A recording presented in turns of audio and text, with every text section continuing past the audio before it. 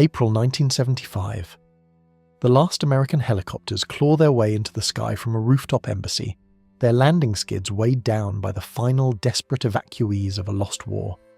Below, the city that bore the weight of 2 decades of American hope and treasure falls to the relentless march of North Vietnamese tanks.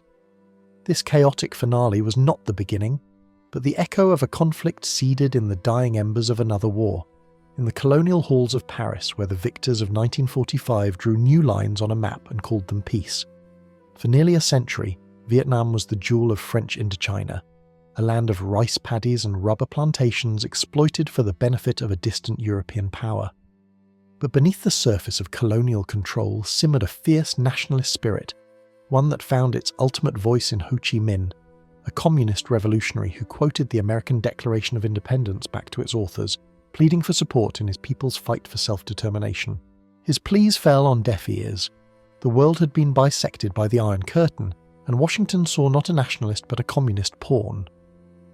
The domino theory, the fear that one Southeast Asian nation's fall to communism would topple all others, became the unshakable dogma of American foreign policy. When the French faced catastrophic defeat at Dien Bien Phu in 1954, America, refusing to countenance a communist victory, prepared to step into the vacuum. The Geneva Accords temporarily partitioned Vietnam at the 17th parallel. The North became the Democratic Republic of Vietnam under Ho Chi Minh. The South became the State of Vietnam, soon the Republic of Vietnam under the staunchly anti-communist Ngo Dinh Diem. America, championing Diem as a democratic bulwark, began pouring in advisors, money, and a steady stream of political expectations that ignored a fundamental truth. Diem's government was corrupt, repressive, and alien to the rural peasants it claimed to represent. Diem's persecution of Buddhists and political dissidents fueled a simmering insurgency in the south, the Viet Cong. These were not merely North Vietnamese regulars, they were southern guerrillas, farmers by day and soldiers by night, woven into the fabric of the villages. They fought not for a flag but for land and a cause they called Giai Phong, liberation. Washington saw a simple problem of communist aggression, solvable by American expertise and firepower. The August 1964 Gulf of Tonkin incident, a murky series of naval engagements, provided the pretext. Congress passed the Gulf of Tonkin Resolution, handing President Lyndon B. Johnson a blank check for war. Operation Rolling Thunder, a massive sustained bombing campaign against the North, began in 1965. It was meant to break Hanoi's will. Instead, it forged it in steel and fire. The American soldier arrived in Vietnam as part of a torrent, over 500,000 at the war's peak. They were teenagers, drafted from the cities and farms of America, plunged into a steamy alien landscape. Their war was not one of front lines and territory gained, but of endless patrols through tangled jungles and sodden rice paddies. A relentless grind measured in booby traps, sniper fire, and the constant gnawing fear of the unseen enemy. American strategy was one of attrition. The goal was not to hold ground, but to find the enemy and kill him in such numbers that he could no longer fight. General William Westmoreland's war of search and destroy produced a grim metric, the body count. This numbers game often led to tragedy, as the distinction between Viet Cong fighter and terrified civilian became fatally blurred in the heat of a firefight.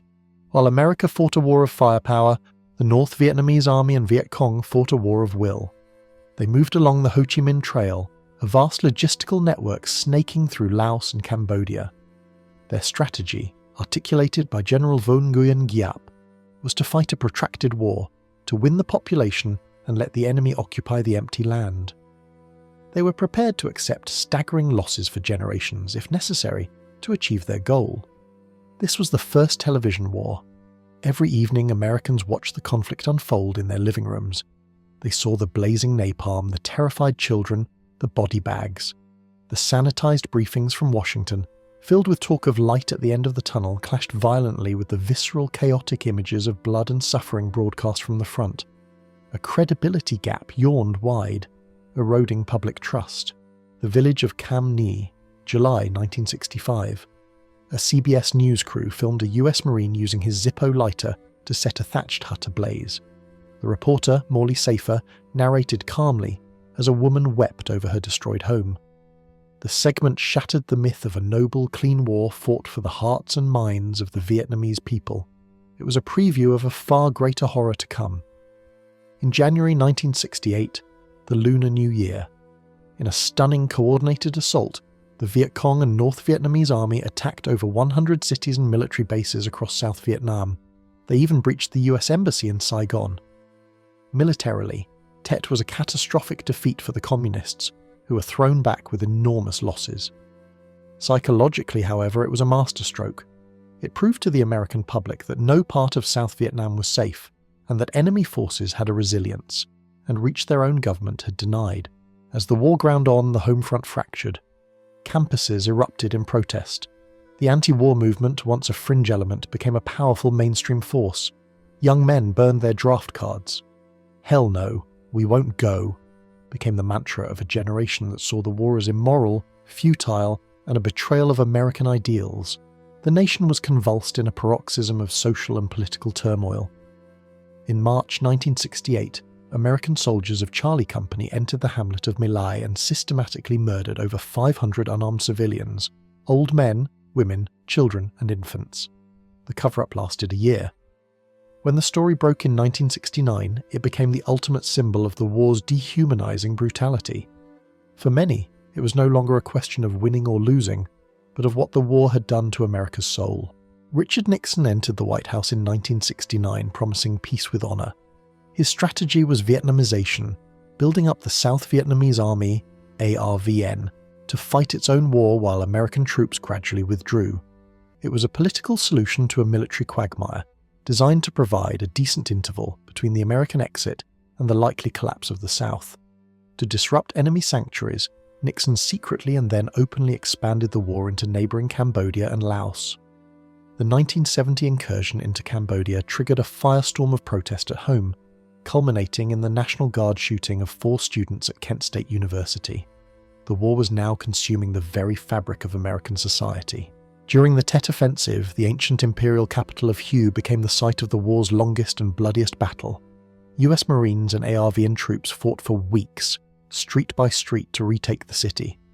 In the aftermath, the mass graves of thousands executed by the communists were discovered, a stark reminder that the conflict's brutality was not one-sided. As ground troops withdrew, American air power became the primary weapon. Operation Linebacker. 2.